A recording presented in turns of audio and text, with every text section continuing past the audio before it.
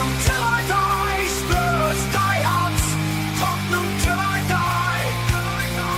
Tottenham till I die. Tottenham till I die. Spurs Diehards. Tottenham till I die.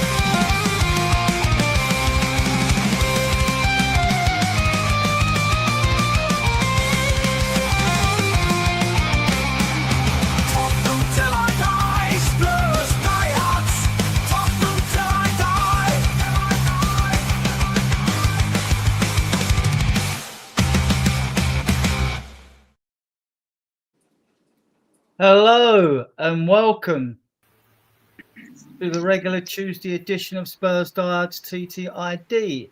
We are back. It's very hot in the UK. I've noticed we've got 40 of you viewing us already. It's late hour for us anyway. I know it's early for, especially for one of my guests who's a debutant and a good friend of the show. And also we've got that's Peter Cahagas, and we also got Brad Matthews with us, another good friend of the show and a regular to the show. And I've got the co-owner and co-founder of Spurs Diehards to my right, Ian. Ian's with us as well. So we go to the debutant first, Peter Cahagas. I'm going to ask Ian's question when you're in the chat usually. What's the weather like in Melbourne, mate? Cold and wet. Sounds like you're in the UK most of the year. Yeah. Yeah. So I'm glad to get you on at last, Peter, and we'll get you back. I'm sure you'll enjoy yourself and be a future guest as well. Brad, he's always welcome on the show here. How are you doing, Brad? Yeah, very hot and sweaty at the moment. We've got fans on, windows open. Apparently it's going to be 5 degrees cooler tomorrow, so great. Yeah, we're gonna get rain in London for about 5 or 6 hours in the morning, which would be welcome, because I won't be going out. And Ian, how are you in sunny Spain? You're used to the heat. It's hot here too. It was 10 o'clock in the morning, like 34 degrees. It's warm, but it's Mediterranean heat.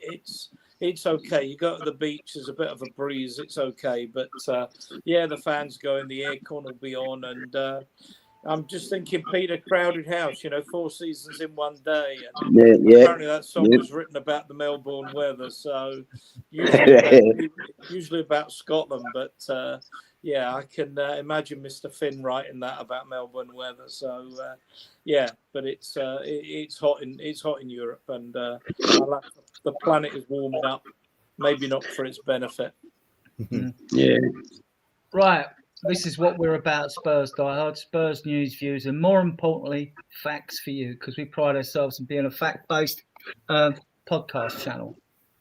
So we'll start. I'm going to start with you, Ian, actually. Yes, sir. I want to start with the guest. Today, the new PSR, Profit Sustainable Financial Fair Play year starts. Is this why we have delayed oven-ready signings, do you think? Because we have signed Tell and Danso fully signed them up. I'm not sure what's happening with Koto Takai. We know he's coming, he's going to sign, but I don't know if he's signed in the distance, like use the auto pen. You know what I mean? I don't know. Do you know the thing about Tottenham and the way Lange works is there'll be a signing that comes. It might be tomorrow, it might be next week, it might be next month, it might be on deadline day, and it will be a major signing that no one has even talked about. And that's just the way that the club works. I've seen some absolute garbage on social media from, some people, and some people who I think ought to know better. Semenyo has signed a new contract with Bournemouth. That maybe says a bit about him and his ambition. Personally, I don't think he was of the quality that we need to take us to the next level. Yeah. Wemo is going to Man United. I'm sorry about that, because I think he was exactly the kind of player we wanted. But football, you know, you read on social media, oh, we should be getting this one, or we should get that, as if players are slaves. Footballers make their own decisions, and we've had this on the show before. You know, there's lots of things that need to go for a transfer. The selling club needs to want to sell. The buying club needs to want to sell or to buy. The buying club needs to want to pay the fee. Then the buying club needs to want to pay the wages. The player needs to accept the wages that are being offered. Plus, the agent needs to accept that he's got his cut and what have you. There's a lot. Transfers are now really complicated. So I am really relaxed at the moment. We're not going to get Wemo. Just accept it. The boy wants to go to Man United, and if Man United come up with money, and they'll need to sell, I suspect, before they can. So be it. That's his choice. I'm disappointed, but I think he'd have been perfect for us. As a who knows with Eze. We don't tend to sign the players that people think we're going to sign. I just hope he doesn't go to that lot up the road that haven't had a trophy. But the kudos, I quite like him. I think he's got a high ceiling at 24 as opposed to 28 and for perhaps less money than Wemo. That starts to make a lot of sense to me. And it starts to make a lot of sense to me as a Tottenham come Levy signing. I'm getting a lot of feedback from somewhere. I don't know where it's coming from, Adrian, but I'm getting a lot of feedback from somewhere. So kudos, yeah, I quite like that. I'd still love to get Eze, and I will be disappointed if we don't. But there will be someone that comes out of left field, because that's just the way we're doing business at the moment. So I'm relaxed, and I just don't think it's time to have our collective knickers in a knot when the transfer window doesn't end until the 1st of September, and today's the 1st of July. Yeah, I'm quite relaxed as well. Peter, we're older here, so this group of us here, so like maybe are a bit more relaxed than the younger, more impatient fans, the impatient younger generations of fans, because like, to be fair, I mean, like, our players don't even report back to the end of this week, right? They get back about Friday, I think. Archie Gray's been away with the successful England under-21 side that just won back-to-back European competitions. So congrats to him getting his second medal at such a young age. What's your take? Are you impatient for signings? Or because I tend to think we might do a lot of groundwork this week, but I think we're not signing no one until next week. Well, so far, since I've been involved with YouTube in the last 2 years, and from what I've seen, the reason I'm relaxed is because I don't expect anything major. Why? Because we're not paying the wages. Now, I'd love to see Eze come to our club, but if his agent is asking for £200,000 a week, Levo will have a cardiac arrest. That's my only concern. We'll definitely get players in, no doubt about it. It just depends on what caliber they're going to be. I mean, people say we spend money. Yeah, we do spend money. Like Solanke last year, 65 million. Fantastic. Yep, 65 million. But he's only on 90,000 a week. So that's where the problem lies within. Like, sorry, Peter, what do you think he's on? He's on 90,000. 90,000 a week. Yeah, okay. I could live on that, but yeah, I know where you're coming from. Yeah, but a year. That'd be nice a year. Yeah, it would anyway. I'm not saying now that Werner's gone, I think we've only got 3 players over 100,000, and that's Son at 190, Romero's 165, and I think Madison's on 165. I think Kulu's only on about 90. I mean, Van der Ven's on 50,000. I mean, See, again, we talk about, oh, nobody wants to come to Tottenham. I don't believe that for 1 minute. It's not that they don't want to come to Tottenham. They don't want to come to Tottenham for 50,000 a week. That's the biggest issue, in my opinion. Yeah, that's fine. You're entitled to your opinion. Peter, do you think that if we say we have a wage structure of 200 grand and we're about other clubs that haven't got our debt, Man United playing 300, 400, they had that Chilean right winger, they were giving him 450 grand a week or something like that. Well, there you go. Yeah, I know. Listen, no arguments with what you're saying. You make a valid point. All I'm saying is like, if we were going to change our wage structure to 200, 250 grand a week, do you think there's a possibility we can make up the difference over a 5-year contract by giving the player a 5 or 10 million signing on fee, so as you don't get all the other players in the squad saying, I want 250 grand a week? Well, that's a possibility. If Levy wants to do that, we can get away by doing that. But is he prepared to do that? Well, Adrian, I don't buy. I was watching another channel, as you were too, Adrian. The analysts before, and they're talking about players and blah blah blah blah blah. The main reason we can't get decent players here is wages. I can't believe there's any other reason. It's got nothing to do about we ended up 17th. Mate, we're in the Champions League. What player doesn't want to play Champions League? But they're not going to come for 50. They're not going to play $90,000. They're not going to come for $50 or $90,000. No, I mean that's what I think. You know what I mean? Yeah, Brad, what's your take on this? Well, my take is okay. So the two players initially, what I wanted and still do was Eze and Bomo.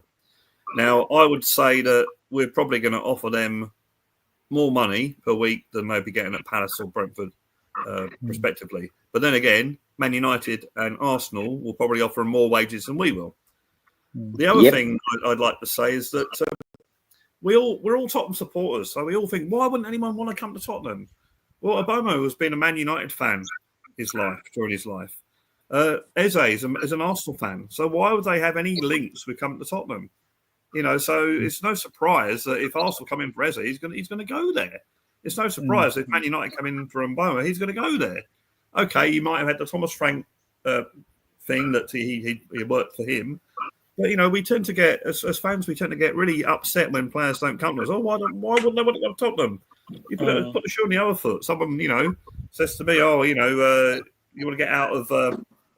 You want to get out of Harrods where you work. We've got a job for you at Arsenal. We've got a job for you at Tottenham. Where am I going to go? I'm going to go to Tottenham. You know, so it's we tend to get a bit upset about that. But I would like to have got those players, but I guess we're going to have to look elsewhere now. I think that July the 1st is a big reason for why we haven't been active, but then again, you can still do the groundwork, can't you, before you start signing players? And I hazard a guess that Marcus Tell and Danso are probably to do with the last financial year anyway, because that's when they were typically signed. I think social media is a little bit of a poison, to be honest, with the way fans are able to react and interact with one another, feeding off each other, complaining to each other. I mean, there is a reality, yes. I mean, if Mbeumo is offered 250,000 by Man United and we're offering 175, you know, for £75,000 every week, then, you know, why on earth wouldn't you go to Man United? But if you're a Man U fan, and I didn't actually know Eze was an Arsenal fan, you got to accept that they're players that might prefer other clubs to us. We don't get. It's like saying to your girlfriend or your wife, why would you want to be with any other man but me? What, you know? Let's be honest. And these players have options, and if your dream is to play for Man United, if your dream is to play for Arsenal, then there's not a lot. There's not a lot you can do about it. I'm happy with is I think we have a team there for once, with presumably Paratici is still there, with Lange, with Vakatashan, who are really, really doing super work behind the scenes. You hope, and that we will get the players. I mean, I've seen that from Blake. Oh, sorry, I've lost that. Blake. Yeah, okay. I mean, we all hang on. Sorry, that. Is it just me, Blake? Because I was getting feedback. I might have to log out and come back in because I'm not sure where that's coming from. There's no reason. I've got nothing else on. I will log out, Adrian. I'll come back in. Okay. I'd just like to make the intelligent ones Go on, while I'm Fred. off air. Yeah, I'd like to say a point, and something that I think we overlook also is I imagine that the agents are heavily involved in this, trying to get the biggest wage. Let's face it, they probably get a percentage of it. So you might find in some cases it's not actually the footballer that's going for the big wage; it's the agent trying to persuade them to go for the big wage. So there's a lot of factors there. Me personally, I think it's greed. I think a lot of footballers are greedy, a lot of agents are greedy. And it's. I think was it Ashley Cole saying that he almost fell out of his car because he wasn't offered 50 grand a week or something. So it's I think it's greed. A lot of it's greed, but unfortunately that's the way of the world. There's a lot of things happening in the world that I don't like, but that's the way it happens at the moment. And we can't do anything about it. But I do agree with what Peter was saying. Tottenham at some stage do have to start offering decent wages to get the really good players. As I say, we can offer players like Mbomo, players like Eze, Udos, for instance. We can offer them, or Vasamo, whatever his name is. We can offer them more money than they're getting at the current clubs. We can do that. But to get the really, really top players that are on a big wage at wherever they are, we've got to be able to match or better it. Unfortunately, that's the way of the world. Brett, the last few years, right, I've been, I've been contemplating why Kane left, right? And I'm telling you now, I'm so convinced that I would put my head on the chopping block. Kane didn't leave to win a bloody Bundesliga. Kane left for another 200,000 a week. By going to Bayern Munich, from 10 million a year, he's now 20 million a year. I don't believe that he went to win a trophy. I believe that he went to make more money. That's my opinion again. I mean, Harry Kane, you'd think, an upstanding citizen, all that sort of stuff, that wouldn't be the reason. But yeah, I mean, you're probably right. I mean, he did sort of say that he'd stay at Tottenham if the club showed ambition. I'm not so sure we have shown much ambition in the last few years. So maybe that's just, that's why he went. But it was surprising going to the Bundesliga, I have to say. Yeah, to me, my take is, wages are an issue, but I can be quite cold when it comes to players' decisions, because I have to sift through all this because I do a lot of posting, and I don't really want to post BS in any of the groups that I post in, any of our groups, So, but my cold attitude to it all is, if a player doesn't want to play for my club, I don't want them anyway, right? If you don't want to come and play for Spurs, the money may be an issue, but if you give it the greed angle like you have, Brad, or something like that, I would find that a bit off-putting. You've got to come and show that we have to present a project, that we're there to win things and challenge the things and all that, and the player has to, be willing, to work hard and be a part of that project as well. And if to show it's more, and money's important, but it's more than that. With me, it's more than that anyway. So. Yeah. Adrian, can I talk? Just make sure. Yeah, you're fine now. I'm not hearing any feedback. No, somebody else's. I've actually turned my mobile off. While you're there, Ian, I'll come to you with this, right? This slightly annoyed me. We get in the media, but it is the media more than the club. Frank wants to assess the squad and academy players, right? Yeah, I want that as well, but that shouldn't stop us from going for players now? Because if that means we're going to wait to the 19th when we play Reading away and play a couple of pre-season games to the 26th of July when we play Luton away before we even think about getting signings because Ange wants to assess the quad. No. Andrew's gone. Frank. Frank. Sorry, Frank. I keep doing that. I'm a European champion. I'm still in the end zone celebrating, right? And we were fans of him anyway. I think all of us here were fans of Ange, actually. Yeah, and at least he's left with glory. He's a legend at this football club now. Yeah, so I'm all for assessing the squad. I mean, like, it's going to be interesting. It's going to be interesting because a few things. Well, Adrian, don't think for a minute that Thomas Frank wasn't approached in March or April. Yeah, exactly. Yeah. About the job. Don't think for a minute these coaches don't watch videos galore of every other team. Don't think for a minute he hasn't got his ideas of who's a Tottenham quality player that he wants going forward and who isn't. Yeah, there's players he might want to have a look at, and there's talk about, Donnelly. There's talk about Ashley Phillips, who Sheffield United, who have apparently made a £6 million bid for, that he might wait on. But for example, I'm still getting a massive feedback. Is it me? Yeah, I just muted my. I'm not sure how to get rid of that because I've got no other electronic devices. I mean, what I was going to say, and I'll try the fan and see if that makes a difference, is that Richarlison is apparently on his way to Galatasaray for 20 or 25 million. That's a new one to me. Which doesn't suggest to me that that there aren't certain players he's already decided he can dispense with. The players we're looking at would suggest to me that Kulusevski might be surplus to requirements. He's a bit of a Marmite player for a lot of us. But yeah, I mean, I think there might be some younger players he wants to have a good look at before he decides whether they're going to stay in the first team squad or they're going to go out on loan at least for 6 months. But I think there's certain mature professionals, if I can call them that may well be surplus to requirements and be allowed to leave to raise funds for incomings.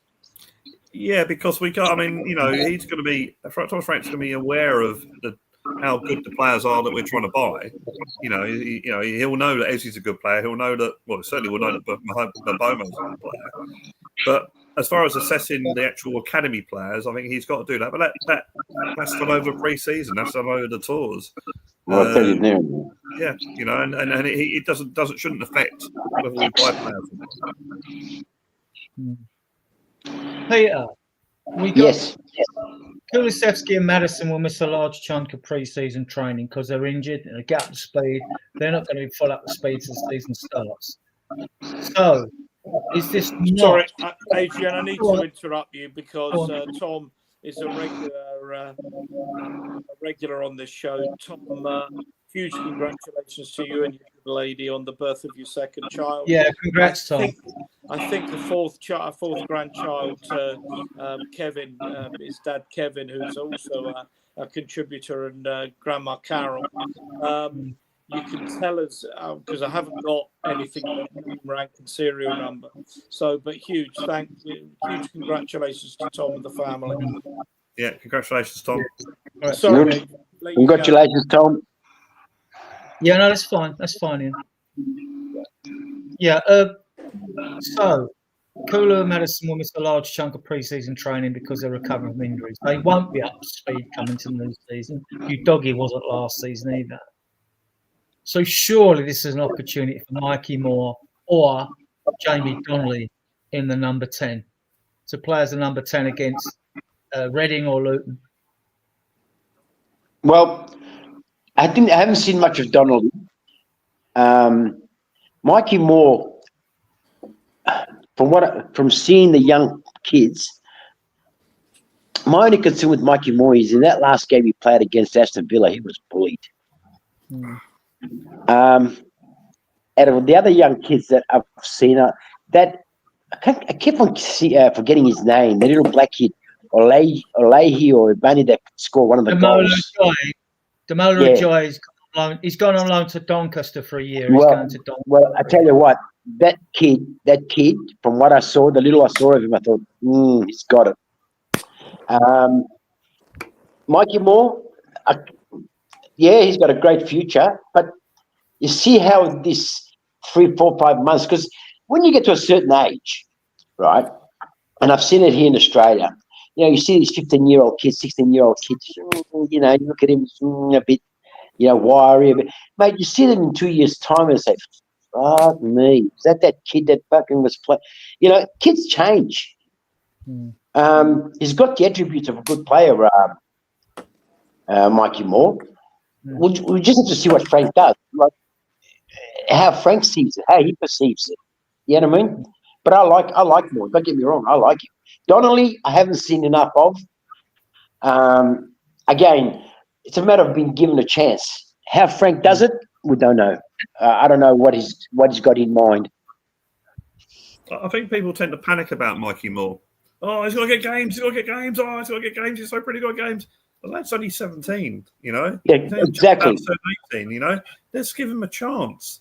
You could ease him into the team in the next 4 seasons, and he'd still be 21, 22 when he's playing. Players don't normally peak at 26, 27. So everyone's over him, He's 18 in August. They're going to give him a new contract, which he will sign, right? And as strange as it might seem, because he'll be 18 in August, he will be allowed to change with the first team squad in the dressing room because he's 18. It does sound a bit bizarre, doesn't it? But that happens to be a fact for you guys. There's still 90, nearly 100 of you viewing us. That is a fact. He can't even change with the first team because he's 17 years of age. It's all to do with the Child Protection Act. Thanks, Tom. Which I fully support. Go on, Peter. You saying something? Oh, right, okay. Yeah. I just said I'm muting myself every time I'm not on because Tom reckons that it might be me. So I'm going to go off mic and see if he's still getting the disturbance. We're not getting the feedback off you, Peter. We'd have heard it then. We're not getting it off you. Right. So, Tom just made that point that he's still growing. Mikey Moore is still growing. Yeah. And to be fair, he's not exactly small now. I mean, I saw him at the QPR friendly last season. I thought, wow, this guy is quite well built for a 17 year-old. So he could be a very good and strong player when the time he's 20. And on players, I know Ian isn't the biggest Kulu fan. I am a big fan. Ian isn't. That's fair enough. It's just opinions. Yeah, I mean, someone said in the chat. Let me just bring it up because I'll make a comment on this. I may as well justify what I'm saying. How is Kulu surplus? Sorry, I can't find it and I've lost it. But there you go. It's Joe Blogs. There's a lot of Joe Blogs around. Jesus. Why do I think he's surplus? I think the problem with Kulu is, to me, he's neither fish nor fowl. And there's times I love him, and then I go, what is the point of Kulusevski? And he's not a bad player. Let's be honest here.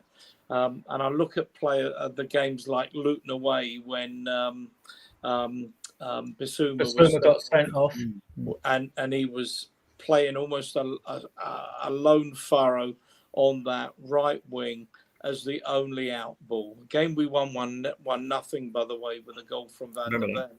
And Kulu was exceptional. His work rate, his body strength, his everything about him. But is he a good right winger? And particularly under the Frank system?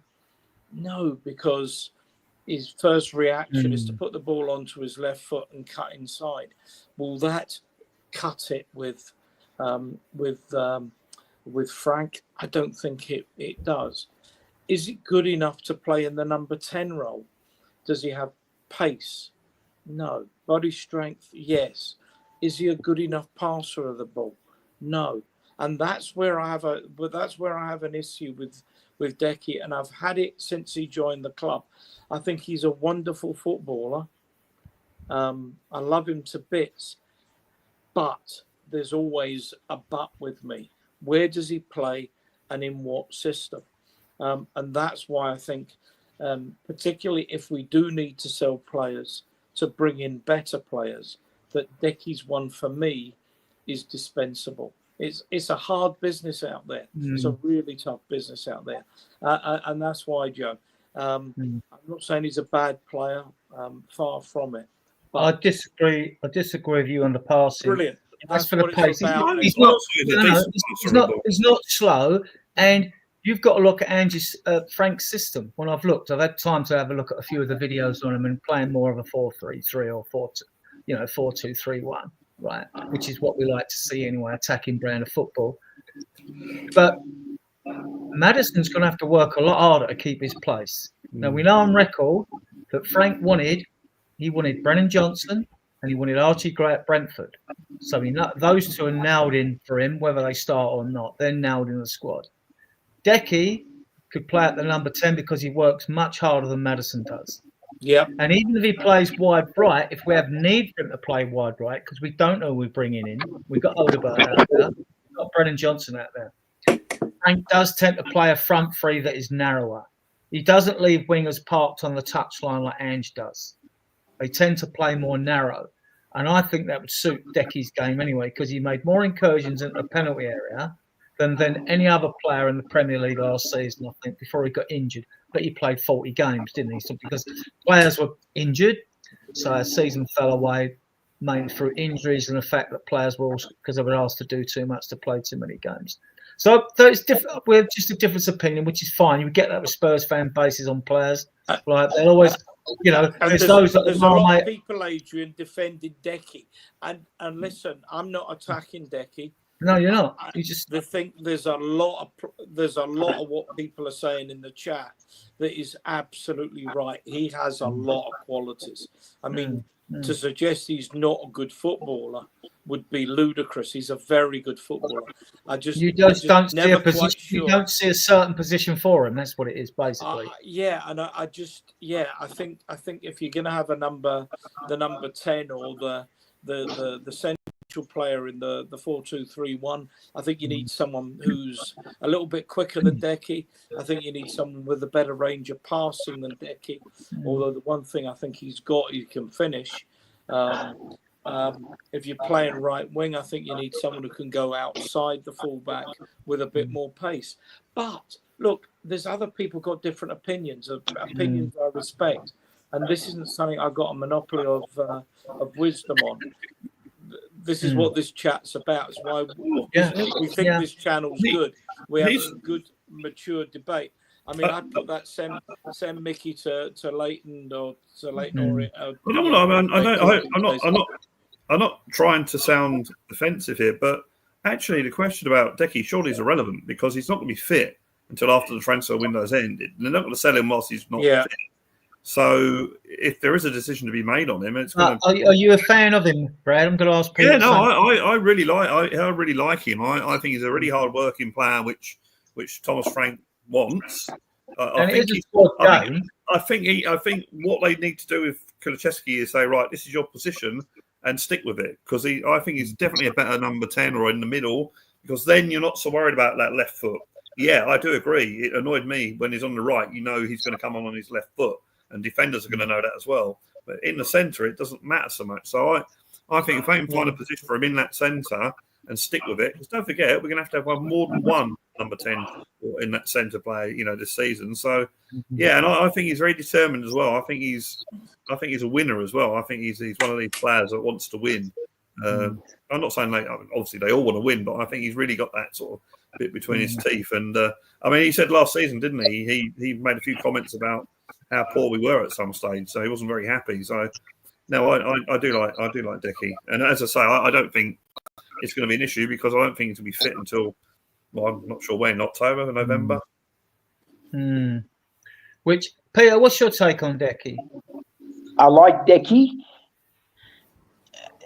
I think the only thing that Decky is missing, and again, my view, is his first 5 yards. And I think in top level sport, football or Aussie rules or basketball, or those 5 yards, those first 5 yards is what creates space, in my opinion. He's good. He's a fighter. He's a doer. If you had that, they reckon he's fast. They reckon about 100 meters. They reckon he's fast. I think he is. But the only problem with that is it takes him 30 meters to actually build up that top speed. I think he gets out of, I know what you're saying, but I think he gets out of positions by his strength that just takes him through. Yeah. And Johnson, times he's given the ball when he's surrounded, basically. Yes. True, very true. Yep. Johnson, the same thing. They reckon Johnson's fast, but when watching you go have a look all the matches, not all the matches, a lot of these matches, he gets the ball, and then the times that he tries to beat players, his body is not positioned to beat the player. It's like his body's upright and only his legs are doing the work. Does that make sense what I'm trying to say? Yep. When you're going to make a sprint, your body goes over. Peter, let me come in there then, taking that a step further. Is there room, particularly in the kind of system that we think Frank would want to play, for Johnson, Kulusevski, and let's assume we're going to get, for the sake of this discussion, Kudos. Is there a place for the three of them in the team? And I think Johnson, from what I've seen, I'd have Kulu in the centre and Johnson playing inside midfield or inside striker. I don't like Johnson as a winger because he doesn't know how to be his player. I mean, the reason I say that is the one thing that really disappointed me about Ange, and where maybe Ange will look back on his time at Tottenham and say, I wasn't true to myself, is his Celtic team, his wingers and his fullbacks inverted. Yeah, but they also went outside. But they created space on the outsides and they attacked their fullbacks. They got to the byline and they knocked balls across into the middle. And I didn't see that. I didn't see that with Son. I didn't see that with, particularly with Johnson. So I think it's. I hope that Frank will be true to himself and the way he wants to play. This idea we need 6 players, to my mind, is fanciful. One, we won't get 6 players. But secondly, I think a lot of the players were underperforming at the end with that. And much as I would have kept Ange because I thought he earned the right to stay, there were a lot of things that weren't right. And I think particularly in the forward positions, when you get the ball forward, and his teams delivered, they scored goals, and he lost that at Tottenham. It's funny, Ian. You laugh at this. Solomon is what I mean. Again, Ange says he never plays the same system all the time, but Solomon is the type of player that at Celtic he would have killed. He would have. It's scary. I can't understand why that you got rid of him. I'd like to know why Ange got rid of Solomon. Because what I've seen of him at Leeds, wow. Yeah, it was because he, like you, Doggy, he was another player like you, Doggy, who didn't have a proper pre-season to start with the team because he had that ACL injury. That was the reason they decided to put him out on loan, because Spurs didn't want him to try and play his way in. We wanted players that were ready. And we're already going with the risk in you, Doggy. He had a very poor season, even though I love the player. But I think Solomon is a perfect opportunity to make some money. because he's had a good season with Leeds. It could well be that Leeds will want to keep him, and there might be some Premiership teams that want him as well. So I think he's a good opportunity because let's face it, we've got loads of wingers, and we're trying to get more wingers. So I just think it's a great opportunity to get 15, 20 million, whatever it might be, to put in the kitty to buy other players. And I think he probably would be happy with that because he's had a great season at Leeds and the fans love him. So, yeah, why not? Why not? Can I put something, Adrian? I've watched a lot of Leeds games because Leeds is my second team. And he impressed me a lot. And even before he left, right, the first few games that he played for us before he got injured, he did well. He created assists. That's another one I can't get my head around why Ange got rid of him. Was it Ange got rid of him or I don't know. I think it was just a tactical decision. He didn't do a lot in pre-season last season from what I remember. The best we see of him, he had when he first come to the club on the free from Fulham, was he had two about 10, 15 minute cameos on right-hand side. And when he caught my eye, his best performance when we played away at Burnley in 1-5-2, and he gives Sonny 2 assists for his hat-trick away at Burnley. Yeah, he did. Remember that game? And I thought, hang about, this player's got something about. But I still hadn't seen enough of him to form an opinion. I thought, and now he's got 20-plus goal contributions for Leeds last season. He scored the winning goal in their last game that's got them the championship title, right? So fair play to them because we've got an association with Jess and the Leeds crowd anyway in their group. Quite a few of us go over there. Yeah. So, yeah, I mean,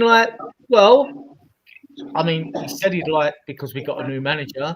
Obviously, he thought, I might get a chance at Spurs. Well, Ange will have a chance to assess him, Not Ange, Frank. Tommy Frank. Frank, Adrian, Frank, sorry. I've got Ange on the brain, haven't I, still? This is total fantasy speculation, and I've got no proof whatsoever. It's just literally appeared in my head. Maybe that was part of the Archie Gray deal. Well, you have Solomon for a season, and we'll give you a cut price deal if he's any good. Maybe put it out there. Just putting it out there. And we just took their young kid Oliver Boast as well off of them as well. Yeah. So I like that's just the academy upgrade. Go on, Ian. I like Solomon. I think there's obviously political issues now with him being Israeli, but he's one of those players that Frank said, I want to have a look at.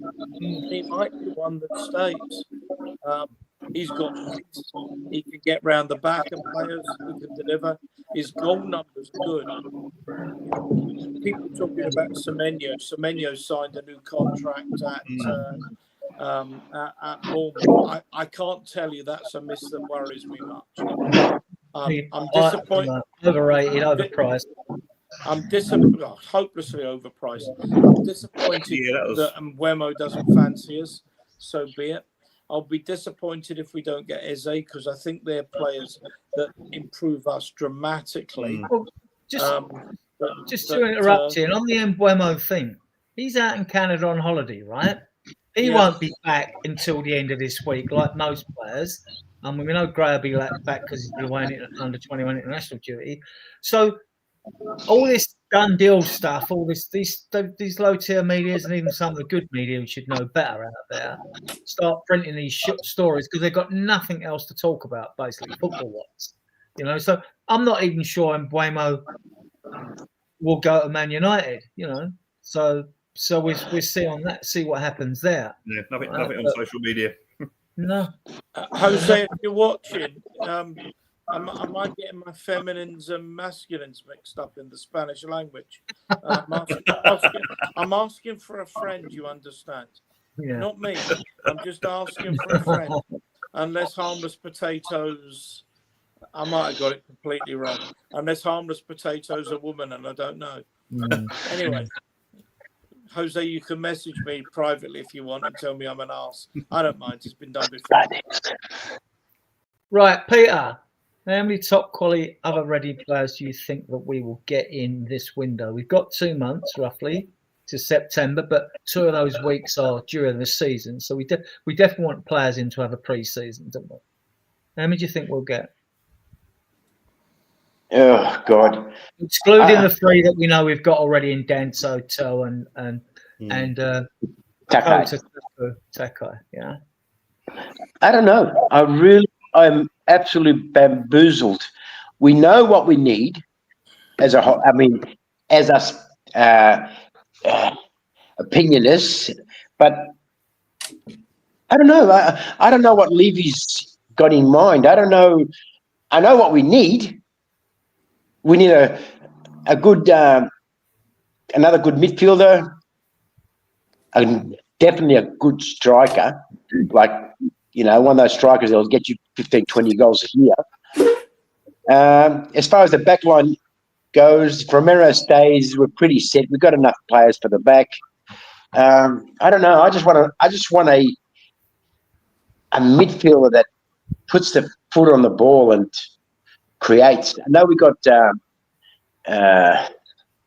Madison, but he's a different kind of player too. Like what's that? We need that. What's the Manchester City player that got injured? We need that kind of Rodri. We need that kind of a player. Yeah, spot on. There aren't any out there though. Well, that's the thing. Like I said, and another thing, we don't know what Frank's going to do. How's he going to play? How's he going to set up the team? I don't know. I really don't. No idea. I know what we need, but are we going to get him? I don't think so. He tends to play with a narrow midfield pivot. They play narrow. They don't leave much space between them. So you've actually got a 4-man block. Then you've got the 2 midfielders in front of the centre backs, which gives us a lot more protection. And he likes to attack. He likes to get overloads, but not 2v1s. He likes to get 3v1s on the left or right hand side of the pitch. So when they go forward, right? So basically, then if you're going forward on the left and Porro's on the right or Spence, then they'll probably drop back to make a back 3, right? Bit like when Jose did it, when one of the fullbacks was allowed to bomb on and the other one tucked in, right? So that's what I've seen. I'm not I'll get to start seeing it in action when we're pre-season, how he intends to set up. I still think he's going to set up 4-2-3-1, and I think it'll be 2 holding midfielders that play narrow. And that'll probably save us 18 goals a season, right? Yeah. Right? So, yeah. So, I a lot of the fan base going about a number 6, right? I don't like numbers. I'm old school. I prefer defensive midfielder, whatever. I'm more for like a central midfielder that is versatile, that can defend as well. Like when we used to talk about a beast in midfield, that's what we want. He doesn't have to necessarily be this number 6. The perfect defensive midfielder number 6, what fans are on about, which doesn't exist, is one who progresses play. He breaks up all the play. He's got a good killer pass and put someone through and all that. There aren't any. Rodri's about the best there is out there, right?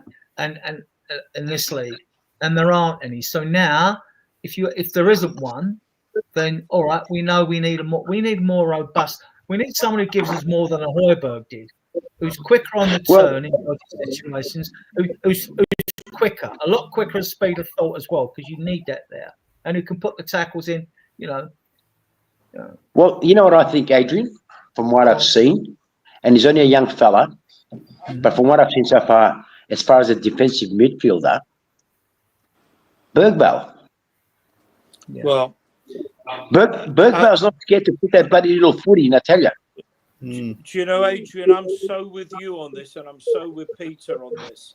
I think when you look at the midfielders we've got, and you look at the reality of the money we're going to spend, and where we need strengthening, you look at the back, and I think if we could take Carl Walker-Peters to supplement the fullback position, we're done in that position. It might even be that with Phillips and Dorrington, one of them might get sold, one of them might go on loan. Vuskovic and the Japanese boy, Danto, Dragusin, Romero, Van der Ven. I don't think we're short in that area. Assuming Romero stays, assuming that. Yeah. When you look that's at a big. when Yeah, you look at that's a the big one. when you look at the four, you've got Bergvall, who I like very much, and Bentancur, and I can see that double pivot of Bergvall and Bentancur, and I think it worked well in 5 games in, didn't it? We went to Brentford and won 2-0. We stunk the place out. West Ham got a draw, and we got the 3 away games in Europe playing that pivot that you just said. Tell me about it. You're telling me we need a 6, a 6, someone who just sits there and breaks up and what have you. Those two have got that and can do so much going forward. We still haven't seen the best of that position out of Archie Gray. Well, I was just coming on to that. Then you've got, let's assume there's no sales. You've got Basuma, you've got Gray, you've got Sarr. We ain't sure. They are, to me, they're not priority positions. It might be that Frank decides one or more of them isn't good enough, in which case he punts one or more and brings in one or more. But to me, they've got that 5 have got what it takes. They're not the priorities. The positions, I think that Peter has identified, I think we need someone else alongside to back up or replace Solanke. I think we've got Odegaard, we've got Tell, we've potentially got Solomon, and we've got Maddison. But I think across those 3 positions, 4 positions, if you take the 4-2-3-1, I think you take those 4 positions. I think we need strengthening in that area. That makes a difference. That makes a massive difference. We're not conceding the goals we're conceding, and we're scoring more. That means Going back to your point about Bergvall, and I agree, he could be that player, but he likes to take players on. He likes to carry the ball. I'd actually like to see that further forward. See what we can I get. agree with you. Yeah, but you can do that. If you the problem with Andrew's system, it was too open. I mean, I've got to admit that, being an Andrew fan. If you've got 4 and they're not all, the 2 fullbacks aren't going forward, and so you've got 2, maybe 3 at the back, and if Bergvall's racing forward, then Bentancur is sitting and holding to cover. Look, I think that really works well, and that's exactly my point, Brad. I think you've got Peter. Can you mute your microphone? See if that helps. Yeah, I think that's making a massive difference. Thanks, Peter. Is that you're absolutely right? And can you do sign language, Pete? If you give, it's all your fault, San Andreas. If you give Bergvall that opportunity, I think he's got masses to give going forward and linking the play. He's a good tackler. He reads the game. He anticipates well. He passes the ball well. He's got every asset that you would want for £8 million. I mean, Jesus, it's almost like the penny store to get a player like that. And I think if someone like that, they've got the discipline that you expect a Thomas Frank team to play with, and Bentancur covers, he can cause absolute mayhem.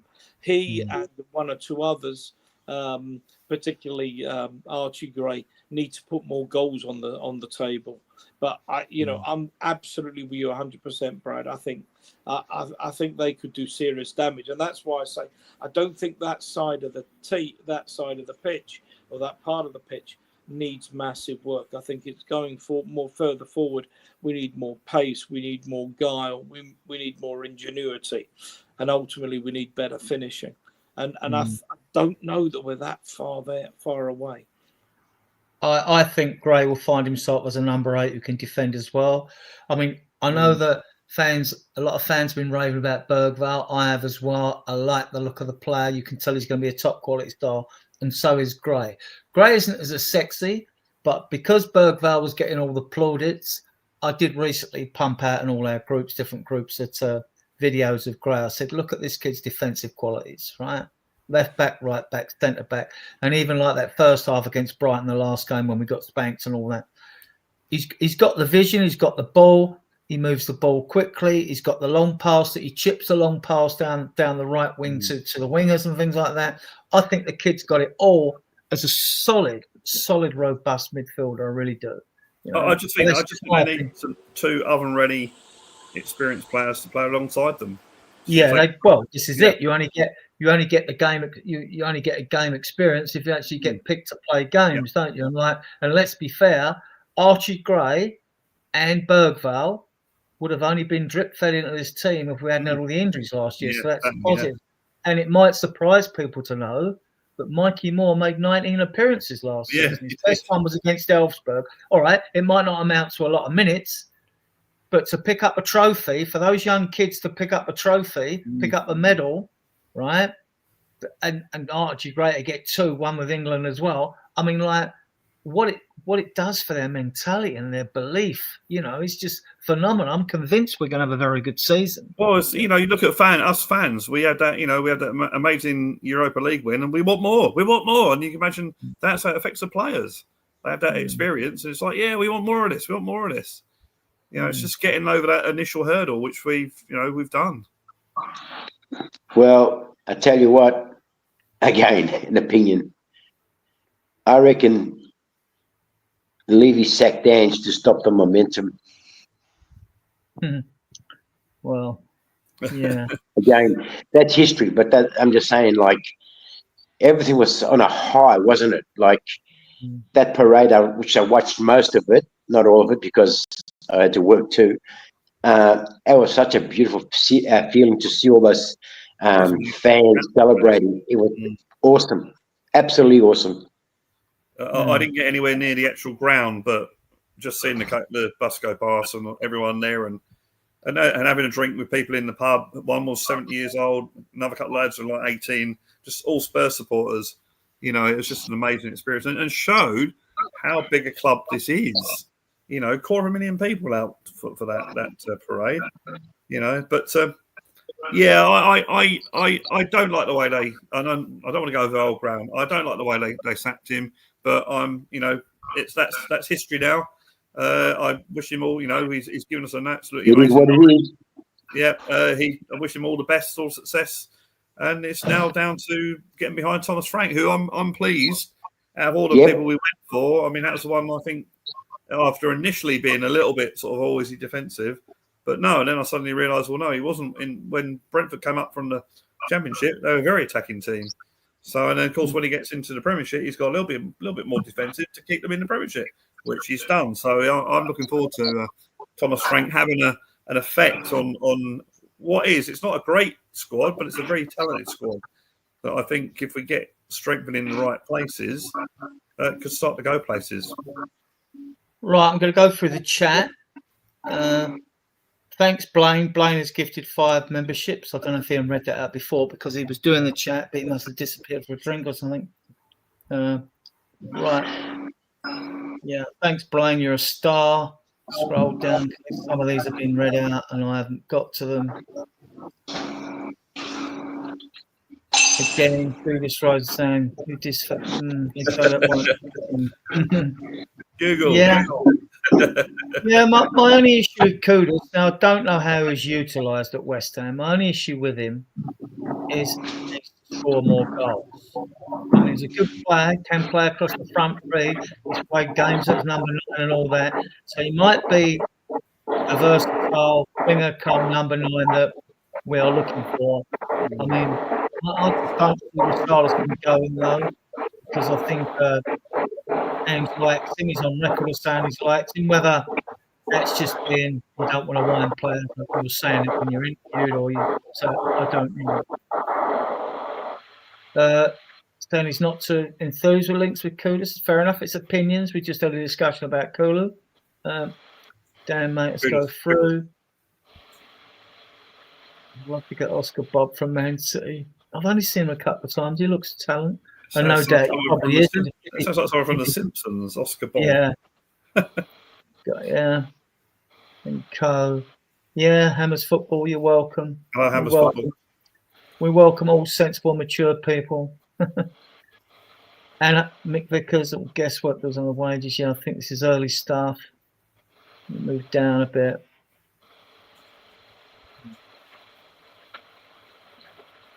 This Bella loves golf more than foot. He left for a job for money. I think he left because he wanted to win stuff. Either bad, it's not. Yeah. Evening, Brian. I know Brian in real life. Evening. Spurs GT. Yeah, there's several factors with regards to the pull-up club. Money is one opportunity. Yeah, Liverpool City rules trumpets. Okay. Yep, true, Graham. True. Yeah, if clubs have got a better pedigree of us and they spend money on it, they're gonna have an advantage. But I've always said they can't buy everyone, right? So not so short. Yeah, I'm agreeing with you, Tom. Obviously, this is some early stuff. Willian drifted. Morley's a good loan move. Interesting, because even with the likes of Donnelly and Vuskovic, you know, you might find that maybe even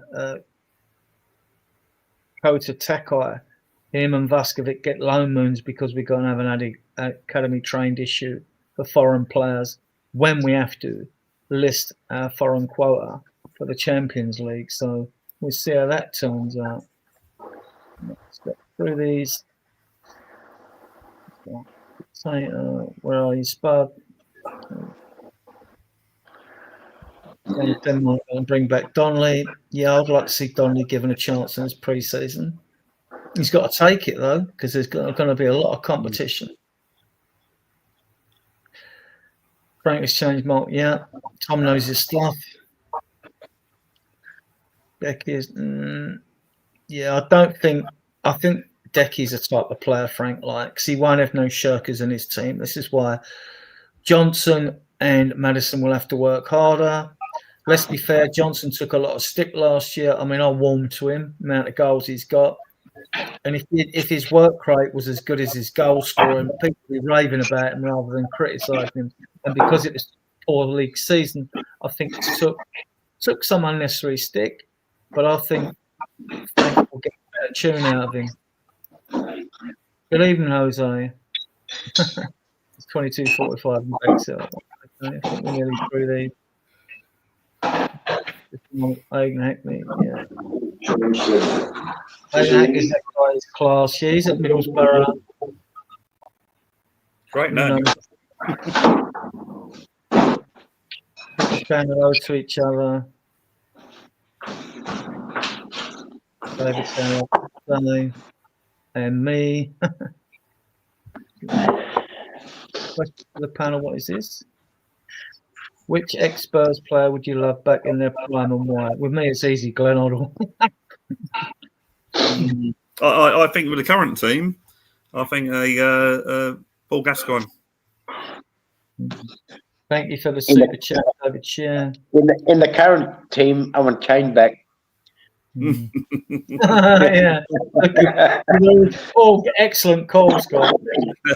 Yeah. Right, okay.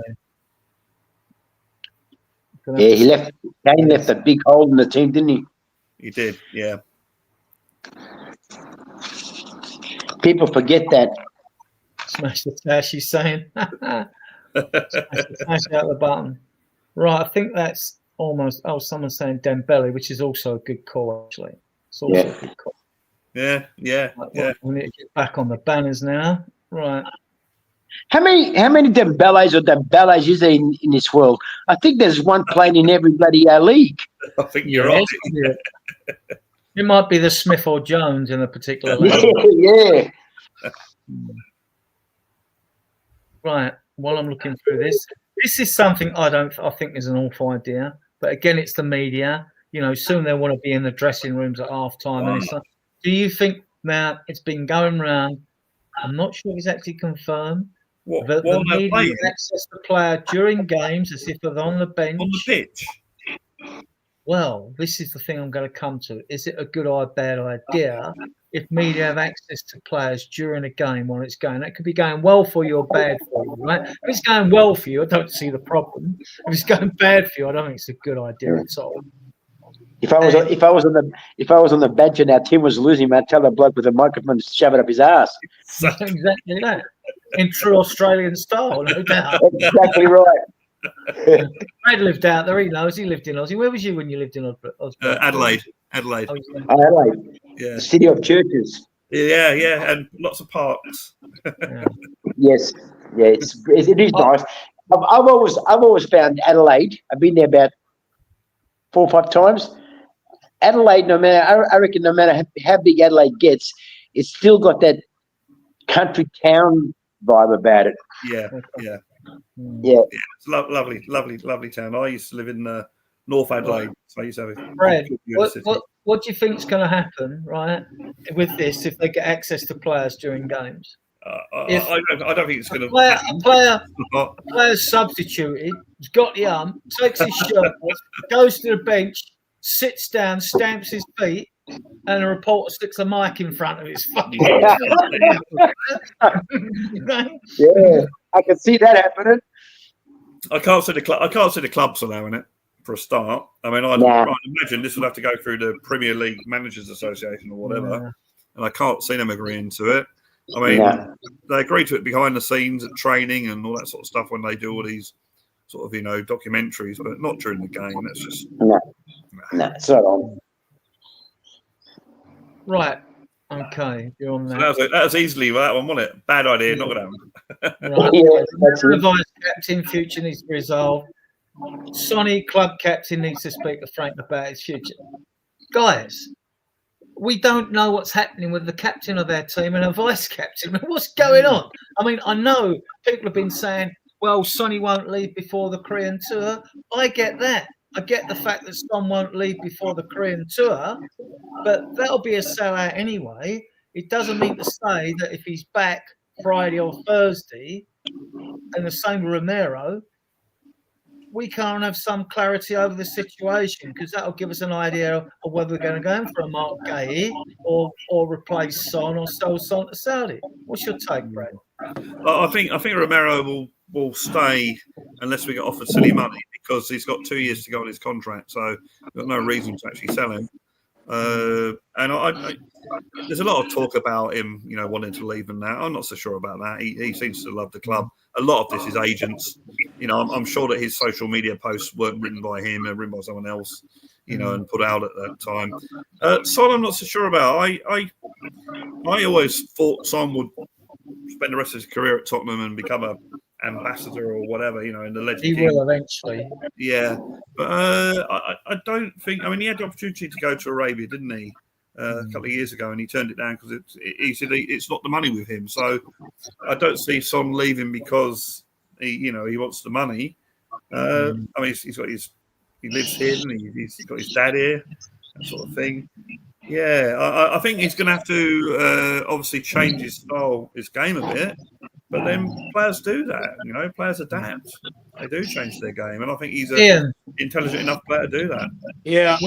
We need clarity on the Romero Sons as soon as possible, don't we? If they're back Friday, by the early days of next week, we need clarity on this situation. The fan base are in touch to know what's going on. And it looks absolutely like Gui's going to Liverpool. There may be another rabbit out the hat.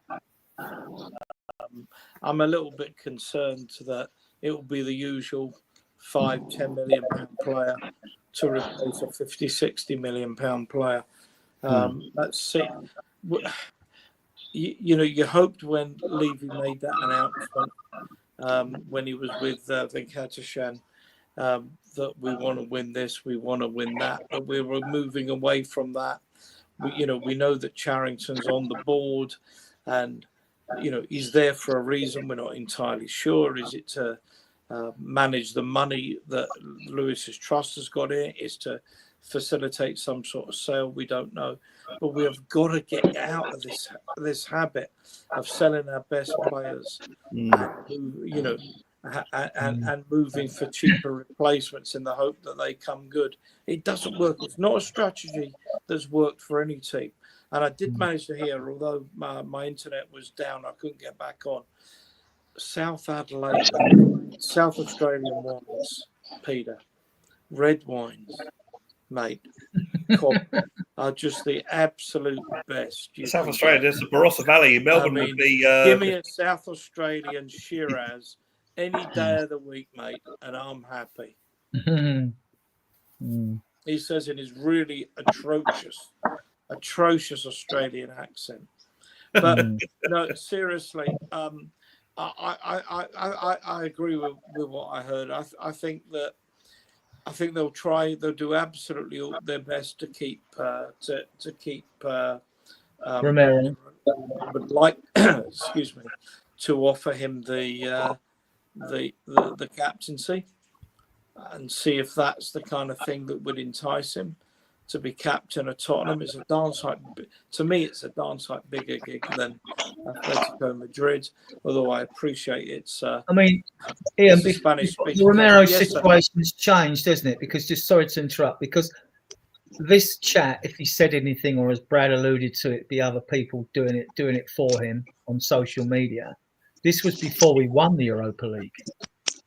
That can make him have a change of attitude. If he was thinking of leaving, thinking I'm never going to win nothing at this club, and I've won everything at international level, but now he's won a Europa League, hasn't he? Yeah, and he, look, absolutely. And what is he going to win with Atleti?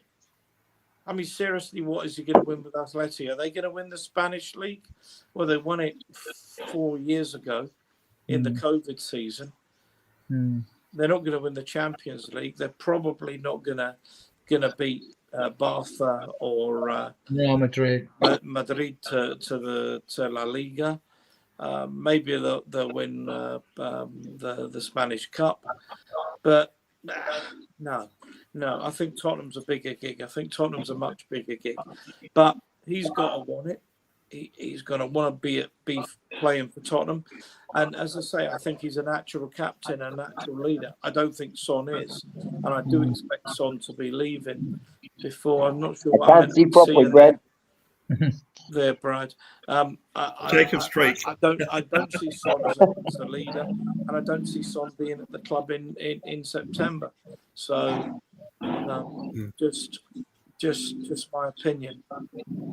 Sorry to interrupt, but yeah, there you go. That's the you can see it, Jacob's Creek. Right, where the wine comes from. That's the actual Jacob's Creek, yeah. The vineyard, right.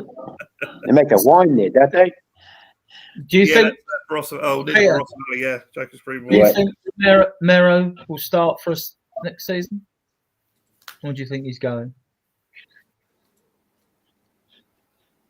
Peter, did you hear that? Sorry, do you think Romero will be playing for us next season, or do you think he'll go? I think he'll stay. Because I think I reckon if we didn't have Champions League football, he would have gone. Now that we've got Champions League football, I think he'll stay. Right, okay. Unless Libby gets an offer he can't refuse. Right, I'm going to do a quick plug for the channel. We've got about 120 of you viewing us now, which is excellent. Our last video that went out on Friday got 1,000 views, and there was about 300 of you viewers watching us on all platforms. But that was a Friday night when people are a bit free and relaxed. The weekends come in. Fridays and actually Sundays are our best shows, and Sunday shows are back now because Ian will be hosting Sundays again. He's been busy, so. Those of you viewing us now on various platforms, our shows go out at 10 o'clock every Tuesday, Friday, and Sunday. So you can find us there. We've also got an XCOM chat, which is you'll find. I'll bring it up in the banners. Where are we?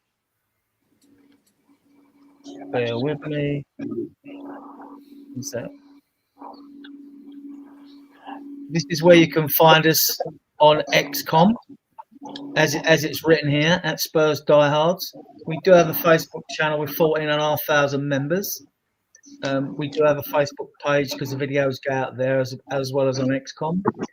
And we have a WhatsApp channel, and like anyone who's sensible can join the WhatsApp channel, but we need your phone number if you wish to join us. And we use the WhatsApp channel as a pool to get guests on the show like Peter and Brad and others that have been on the show. We've been going a year, we're doing quite well, like steady as she goes, you know. So we'd always obviously like to get more people physically in the chat channel rather than view us on platforms. It helps, but we really appreciate your support because it makes all the work that goes on in the background worthwhile. And there's a lot of work goes on producing these shows just to get information and sort it out and have chats about what we're going to talk about, things like that. So we thank you. And a big thank you to those of you that watch us on playback as well and go to the channel and give us views and thumbs up. Right, so back to the banners. Down.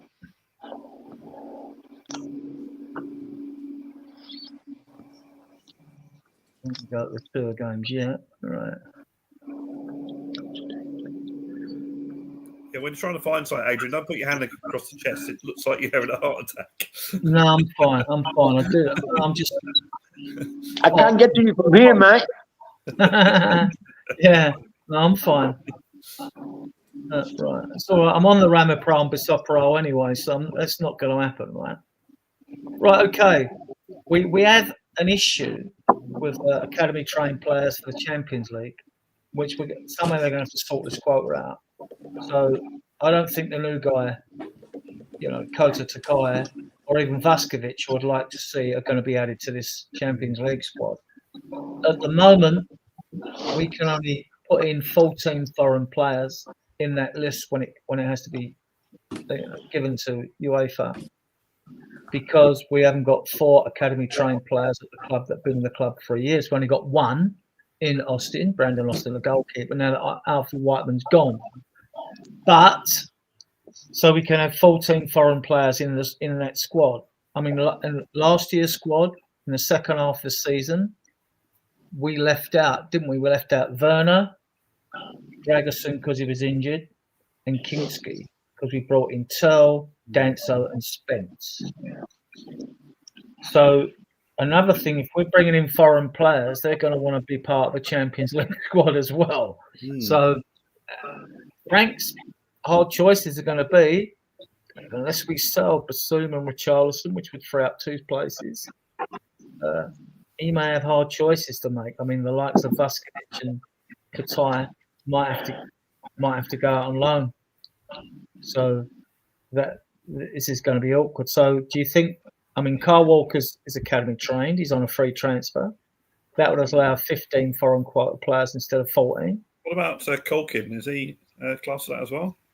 Dennis Sirkin is, Sirkin, but he's younger. He's 23 at Sunderland. But Sirkin would cost a transfer fee, right? Whereas Carl Walker Peters cost nothing but signing on fee with his agent and agreement and wages.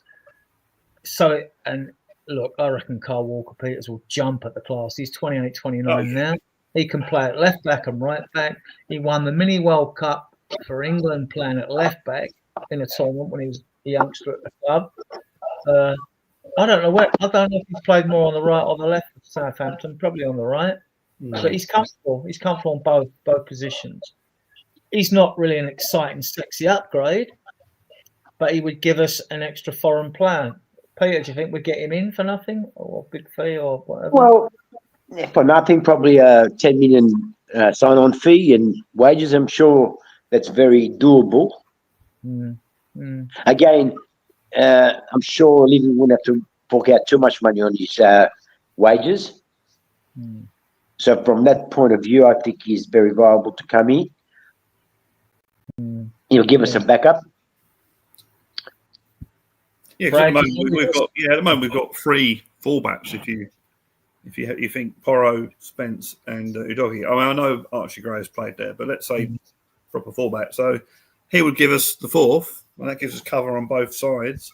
And also because Spence and Carl Walker Peters can play on both sides as well. So I reckon Spence plays better on the left, to be honest. He does actually, yeah. It's quite weird, isn't it? Yeah. That's because we've seen him on the left and did such a good job in the first game that he played against Liverpool, marking Salah. Marking Salah out the game. Yeah. I think this signing could be done. I don't think there's a rush for it because I think they know he's coming in, but it wouldn't surprise me if it was done this week. I think Spurs, if they're going to take, take stick for not bringing in a marquee yet, then I think they'll be cunning enough to like getting the unsung ones in first or the non-marquee signings in first before they bring one in, So the problem with that is when they bring the non-marquee signings in first, everyone goes apeshit over it. So yeah, they do. Yeah. Doesn't take a lot for Spurs fans to go apeshit in the press, does it? Right. Gamal AG, who Peter likes here, scored against Elfsborg when. Yeah, I like him. I like that kid. He scored the first, and Dane Scarlett got the first. He's gone to Doncaster on loan. Have we sent anyone to Doncaster before? I think we've loaned someone else there, haven't we? To Doncaster? I think. Did Divine go there before he went to Port Vale? Possibly, yeah. I don't know. I can't remember. Which if that's the case, then maybe we've got some sort of deal with them. I don't know, but Sheffield United made an offer of $6 million for Ashley Phillips. No way. Well, we paid $2 or $3 million for him from Blackburn. I don't think we're getting rid of this kid. If he's under contract, we'll loan him out again. Or Ange apparently likes him, so you never know. We might see him getting a chance pre-season. Ange or Frank? Sorry, it's Frank, Adrian. It's Frank. Frank, sorry, I've got it on the brain, haven't I? You're in love. You're in love with Ange, mate. 1,000 apologies. I can't get the victory to win. I'm going to take that Europa League. I'm going to have a warm glow all through this season. Anyone says anything to me, I'm going to go, what did you win? We've won 4 European trophies. I've still got it flowing from my system. Right, Frank. I don't think he's going to let Ashley Phillips go. It's speculations gaining gravity, so I don't know. You've had some are saying again that talks have been happening and everything. But again, the player's not back with his club yet either. So unless he really wants out, and there's been lots of chat behind the scenes. Look, these deals aren't done quickly. When other fans go, other clubs do their signings in days. No, they don't. They don't. Not for top-class players, it doesn't happen. Or for quality players, it doesn't happen. If you take Kuna at Man United for an example, right? Man United activated his release clause on the 1st of June. So there must have been conversations taking place before the 1st of June. Over how many days? I don't know. But when did they officially sign him? On the 12th. That's 12 days later. Let's not doing a signing bang like, here's the money. Yeah, we agree. Okay, done. It doesn't happen that way now. And then you've got a separate contract. There's always merchandising rights as well. There's separate contracts as well. You don't need a player to be in the country when the two clubs are agreeing a fee, do you? No, you don't. They can agree if the agent then has disturbed the player during his holiday and said, if the player said, look, if you're anything, let me know. Yeah. Whatever, then yes, I agree. I hope this guy goes personally. Basuma, the rumours are Everton and West Ham, especially the rumours about Kudos. And another thing to take into consideration, this could happen to West Ham because the manager was worked with him at Brighton. Of course, he did, didn't he? Yeah, Potter. Yeah. Potter worked with Basuma. I think we've seen the best of Basuma in the Europa League knockout stages. I think he was excellent. Potter will get a tune out of Basuma at West Ham because he's worked with him before.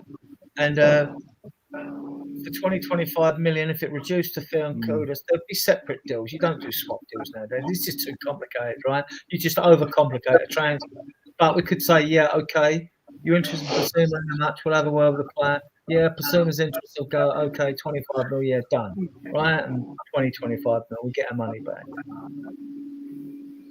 On this one, I think a lot of this has just been completely fake news. He isn't back from Canada yet. He went out there for the Grand Prix, didn't he? He was interviewed out there.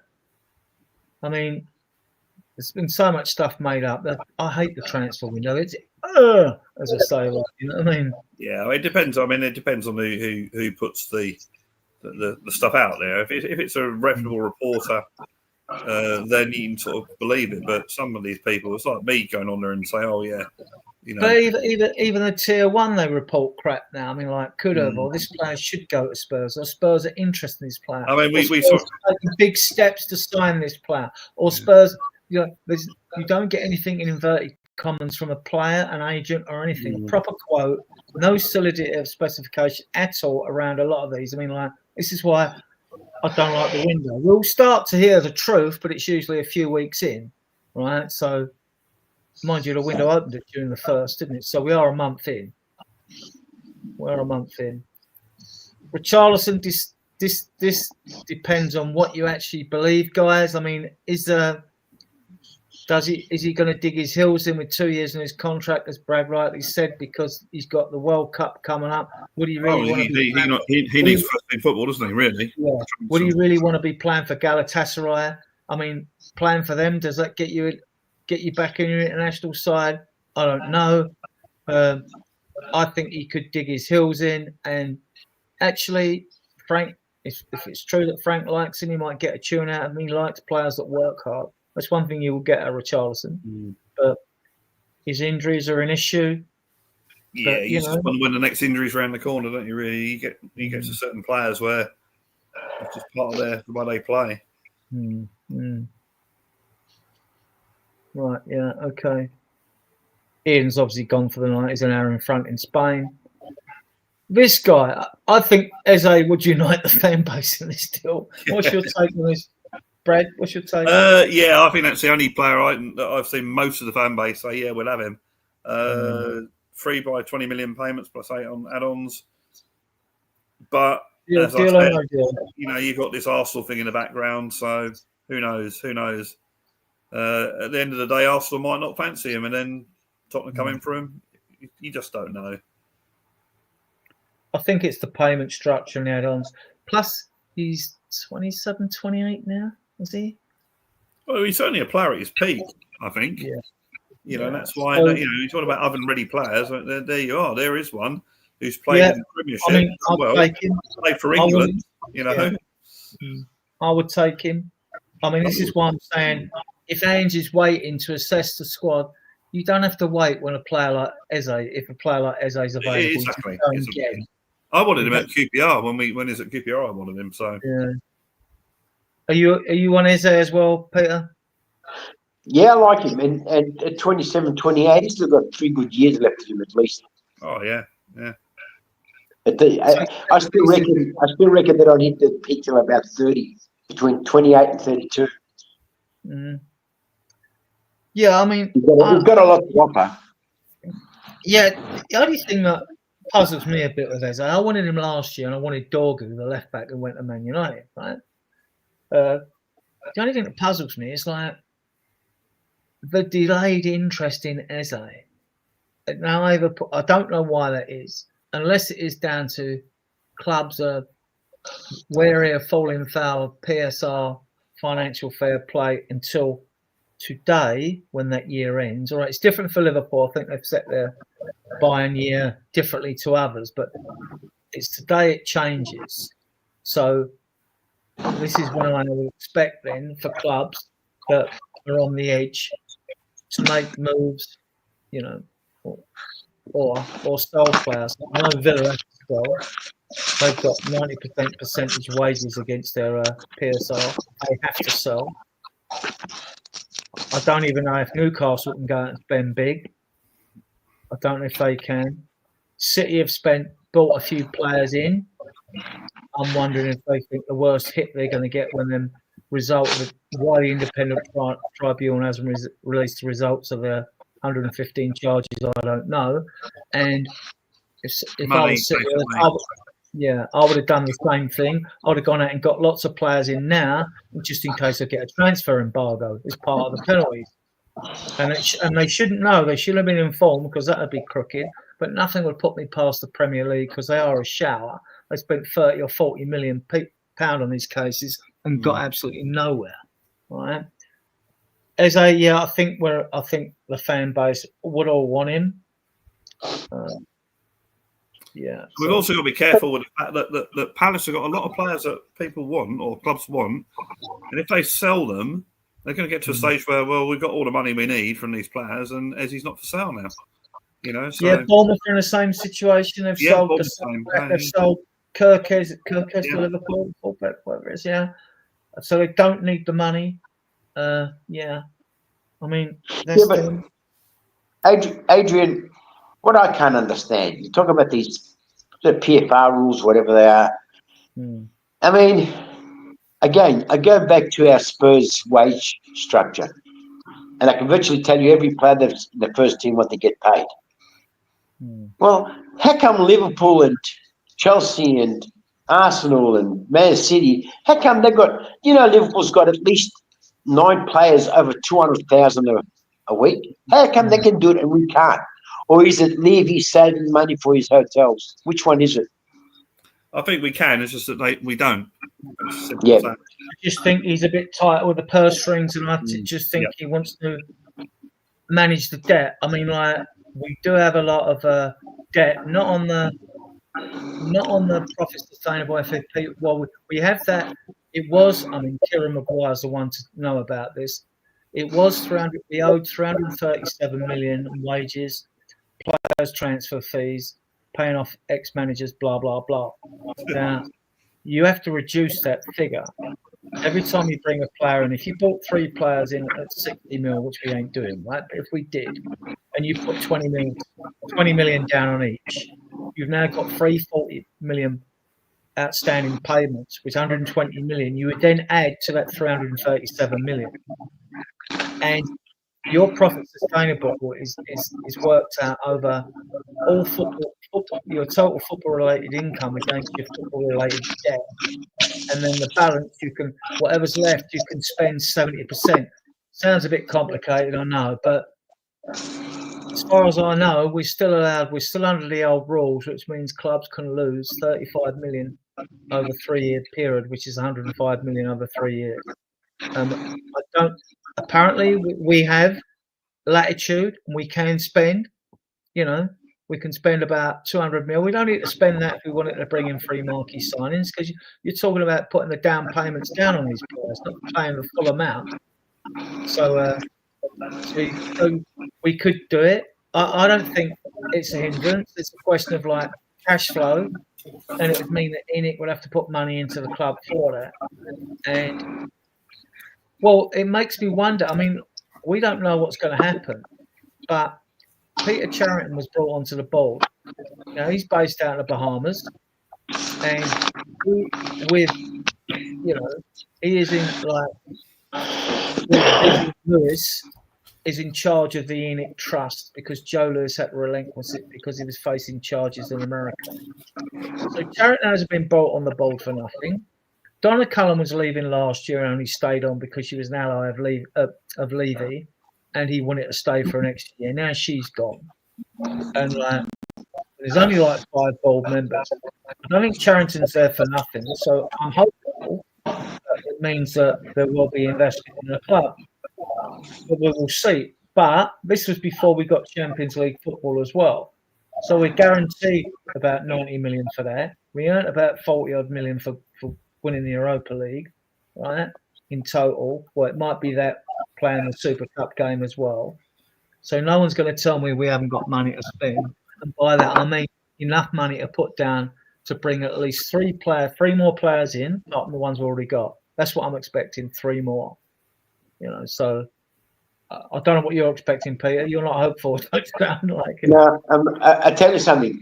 After looking at what we've been doing the last 2 years, mate, I tell you what, I'm not very confident. He might bring one, which is not enough. If you're really serious about competing in all fronts, mate, Frank's going to struggle. If he doesn't get the players, he's going to struggle. I think we're getting 3. I think we're getting 3 players, but what quality they're going to be, I have no idea. Yeah, spot on, Brad. a robust midfield. I'm not going to say number. I don't like the term number 6 because when you start talking about players, people go, "Oh, he isn't a number 6," and everyone's got a different definition of a number 6, a number 8, or a number 10. Right? I mean, a number 10. Like you've got Maddison, but then you had Ericsson, who was different. You had Bobby Firmino, who was different. There's different types of number 10s, like so. Yeah, and the same you can go for 8s. All manner of number 8s, right? And I think we'll get that winger in. Kudus could be the man. I think we'll get a midfielder in, and I think we'll get another in. And I think it'll be. I don't think it'll be a striker if we get Kudus in because he can play there. We've got Lancashire as well as Richarlison and whatever, even Scarlett, right? So there's no shortage. It's a question of like quality, isn't it?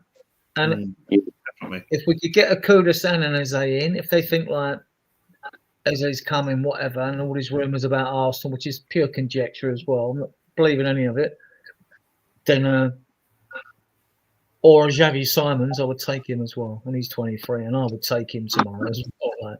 I mean, we've got to. I mean, last season proved the fact that although we've got a decent squad, our second 11 is nowhere near as good as our first 11, and I think we need to, and that's what we need to improve. And last season we had an excuse. Okay, we're playing the first 11 in Europa League. We'll win that. We're quite safe in the Premier League, and even then we still finished 17th. This season, yeah, we need these extra players because we're not good enough to compete on all levels. Which, if you believe what Daniel Levy was saying, was the reason why they sat down. So, you need at least. I mean, even Man City haven't got a squad of 25. I mean, like you need a squad of 18 quality, really. Yeah. I mean, you've got 11 on the pitch, 5 subs, 2 concussion subs. That's 11 at 7. That gives you 18. 18 quality players because you have some that are a bit versatile amongst them, and like you can't have all attackers on the bench. You've got to mix it up.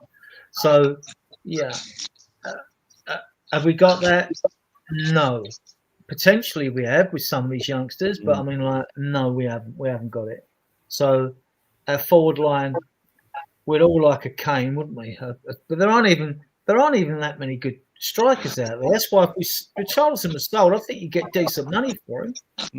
Brighton have only got Danny Welbeck or whatever. Everton have lost Calvert-Lewin. He's leaving on a free or something like that. So they need a striker, and he's been there before, Richarlison. So if he leaves, I could see him going back to Everton, or Brighton would probably come in for him or someone like that. Because even Evan Ferguson, this £100 million player, can't get a start for. I don't know if he's been injured or not, so I could be talking total crap, right? But he hasn't been given much time at Brighton this season, as far as I know, has he? They've been playing Danny Welbeck. So, for a kid to get 100 million price tag put on him, he hasn't played a lot, has he? No. So these are our first 2 tour games, guys. You going, Brad? I mean, I was talking the idea of going to Reading, but I've been there before. But I think I'm doing something on that 19th. I think I'm pretty busy during July. Actually, I've never been to Luton. I mean, I went to QPR last season because I can walk to the ground, so that was nice and well. When I say it's nice and easy, it was a 10-kilometre round trip, but I can walk there. So. I've been to Luton. I've not been to Reading. We won there 4-2. This is going back a long time. Reading is a long way away from the actual train station, so it is walkable. About 3/4 an hour to walk there, I guess, which suits me because I like walking. But I don't know. I mean, our pre-season fixtures seem to be fixed. Although last year we did arrange your games behind closed doors, so it might be done if Frank, not Ange, wants to have a look at players, right? Unless Ange is invited down, just to have a look around, right? These are 2 games. So Hong Kong is spelled with a C. We play the Woolwich Wanderers at the Kai Tak Stadium in Hong Kong. That's the first. We've never played them in a pre-season friendly, not in any tournament. Oh, we did the meter tournament, didn't we? Years and years ago at Wembley. Yeah, long time ago. We're talking about probably in the late 90s, I reckon. And then, I mean, it's the sort of game that if we beat Arsenal, we're going to be full of it. But if we lose, it's just a friendly. then we fly back, which is weird because on the 7th we played Bayern Munich at the Allianz Arena in Germany. I think that's a mini tournament of like 3 teams, right? Part of the deal though with Kane as well, wasn't it? Yeah, I mean, yeah, it must have been part of that deal, Brad. Yeah, and then club will take part in the Kupang Play Series in South Korea. So where we're playing Newcastle, and it'll probably be another K-League All-Stars team, won't it? I mean, it says I'll put K-League team, but it'll probably be All-Stars team now. So we got that. That's another player, though, isn't it? Yeah, Young Ho, on loan at QPR. Yeah, Hack. Yeah, that's Yang Min Hook. Yeah, Yang Min Hook. He's going to get another loan. He's young. Oh yeah, you'd imagine so. He's Yeah, fast though. When I've watched him, this kid, he's fast, right? And he scores some bangers, but we'll see. We'll see if he turns out to be good for us. That's that part. Then we get Frank, not Ange, right? Gets a chance to win his first trophy. Spurs versus PSG in Udinese Stadium. The Stadium Friuli, 13th of August, kick off at 8 o'clock. Yeah. Applications it's Vicario's hometown. It's where Vicario's from, right? You know where Venom's from. Allocation 6,900. You can apply from by Monday, I think. But it's still a UEFA thing. Like the club will say you're successful, but you still have to go through UEFA like they did for the Europa League final. I think all the fans out there, the 120 of you that are viewing us at the moment on various platforms, that we'll hope PSG are knackered for playing in a World Club Cup. Go all the way. Yeah. Because you don't want to get beat. The way they dismantled Inter Milan in the Champions League final, it was like you have to buy a new sofa, which has got a tall back, so you definitely can't see over the top of it. Right? Playing because they look good. But even Manchester City lost to Al Hilal, whatever they are. It did, yeah, it did. 4-3. You don't know what sort of team they put out. And also, there is an actual rule, you know. I think after this club competition, legally, PSG through FIFA are legally bound to rest players because they haven't had a rest before at the end of the season. So we might end up playing a scratch PSG side. It would still be a good one, but like, yeah. So, and then. This is the thing that gets me. This is the 13th of August, right? This is the Premier League for you. This is what pisses me off. And then on the Saturday the 16th, the season starts. Why couldn't this game be put on a Sunday? We're playing that. It wouldn't have done no harm to have this game on a Sunday, right? Burnley at home, right? Because we played Wednesday in a final. Yeah, I guess we got the advantage of playing a promoted team at home, so that doesn't make it as bad. But yeah, I mean it's just typical Premier League, isn't it? Really. And these you're not going to put up the whole season, are you, Adrian? No. These are our first 9 fixtures. We're finishing in a minute. These are our first. We are going to close in a minute, guys. These are our first 9 fixtures. Obviously, I don't know. We got in the League Cup here, and this doesn't include the Champions League draw. We will do a show on all the pots and all that. I've got them now on images, which I'll bring up. We'll do that, but there's still the playoffs for teams like Bruges, I think, and other teams. There's still the playoff games to be played either late July or early August while we're doing our pre-season, and then we'll know more. But I've got all the pots, all the info at the top anyway, ready for that. Yeah, so it doesn't look. They're all hard games in the Premier League. It depends how you start. If you start and you're winning, it breeds confidence. I'm glad we got Man City early because they'll think, not Tottenham again. Their fans like, So it doesn't look a bad group of fixtures to start, but those words could come back to destroy me quite easily. If you guys got comments on this, if not, we will end the show. I will do a roundup on the show. If you got anything more to say, guys? No, only that I'll be going to Australia for 2 weeks in October, so I'll miss the Villa game and the Everton game. But the good thing are you going to be near Peter? Where are you going? No, I'll be in Adelaide. It's Mum's 90th birthday, so over there. So that's good for me because it means I'll be able to sell my Villa ticket and get some money for it. So Right, it just leaves me a last chance to plug the channel. We've still got 115 of you watching us on various platforms, which is excellent. And thanks for your support, guys, because we really appreciate it. Like I say, we're a fledgling group, big going a year, but we're doing okay. We have got a Facebook channel, Spurs Diehards again, TTID. With 4,500 members. We've got an XCOM channel, which the videos go out on, which some of you are watching from, which has got 3,200 members. It's pretty new. We've got a Facebook page where the videos go out. That's only got about 300 members on it because it's a page. And we've got a WhatsApp group for people that are welcome to join and get our phone numbers or give them to me or Ian or Tom or Drewzilla. We can add you to the group and you can guest on the show because we can contact you then. But our next show will be Friday. Drewzilla hosts the Friday show with me, but he hosts. Ian hosts the Sunday show with me, and usually Tom comes on, another admin as well. Ian hosts Sunday. And I'll be doing the Tuesday and Wednesday shows during the Champions League's run because we're trying to boost our numbers on a Tuesday, even though we've got 120 of you viewing us now. So once again, thank you all for your support. Thank everyone in the chat for their comments and their questions. Thank those that David Shear for donating and Blaine for donating memberships. Thank you for that. Thank everyone that bothered to watch us on the playback. And with that, I should play you out. We got some good intros and outros, which we will vary because I'm making loads of them. Right? And I'll play you out for that and see you guys in the back room. you know.